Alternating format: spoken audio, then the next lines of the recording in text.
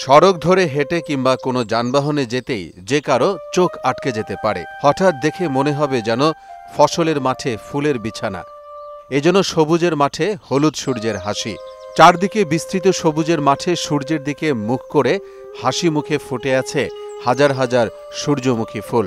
আর সেই সৌন্দর্য দেখতেই প্রকৃতিপ্রেমীদের এমন ভিড়।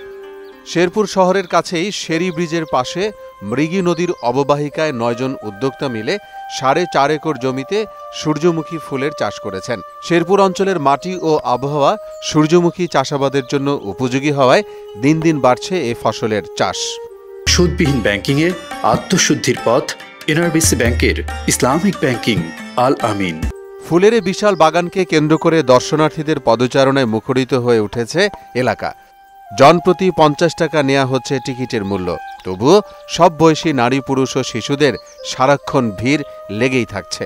আমি ফেসবুক থেকে দেখে এখানে ঘুরতে আসছি। পরিবেশটা অনেক সুন্দর, অনেক মনোমুগ্ধকর পরিবেশ, অনেক ফুল ফুটছে। আমার ছোট বোন ভাবি নিয়ে আসছি বেড়াইতে, এখানে এসে দেখলাম সবাই আসছে, অনেক ভালো লাগছে। সূর্যমুখী বাগান হয়েছে, বড়সড় একটি বাগান। তো আমরা সপরিবারে ঘুরতে এসেছি, জায়গাটা বেশ ভালো লাগছে। এখানে টিকিটের ব্যবস্থা করা হয়েছে, তো ৫০ টাকা টিকিটে এখানে।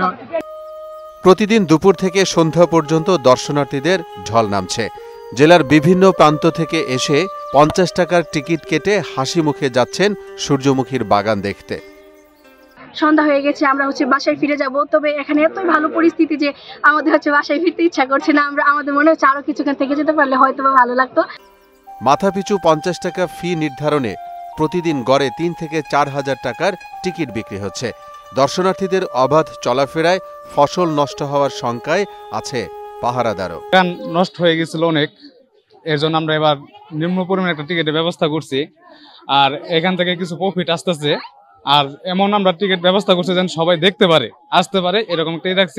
এবার আশা করি এর ব্যাপক হারে ফলন হবে এবং লাভবান হবে, এবং বিভিন্ন দূর দূরান্ত থেকে লোকজন আসতেছে এবং ছবি করতেছে এবং আনন্দ উপভোগ করতেছে।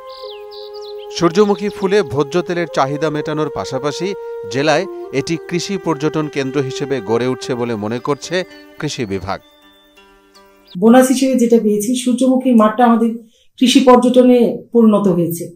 অনেক দর্শনার্থী আসছেন প্রতিদিন সূর্যমুখী দেখতে, এবং তারা দেখা যাচ্ছে যে ওখানে এসে এক ধরনের আনন্দ অভিব্যক্তি প্রকাশ করছেন। শেরপুর জেলায় এবার ৩ হেক্টর জমিতে সূর্যমুখী চাষের লক্ষ্যমাত্রা নির্ধারণ করা হলেও কৃষি বিভাগের প্রণোদনায় তা ছাড়িয়ে আবাদ হয়েছে ৭ হেক্টর জমিতে। মোহাম্মদ ওয়ালিউল্লাহ, মোহনা ডিজিটাল।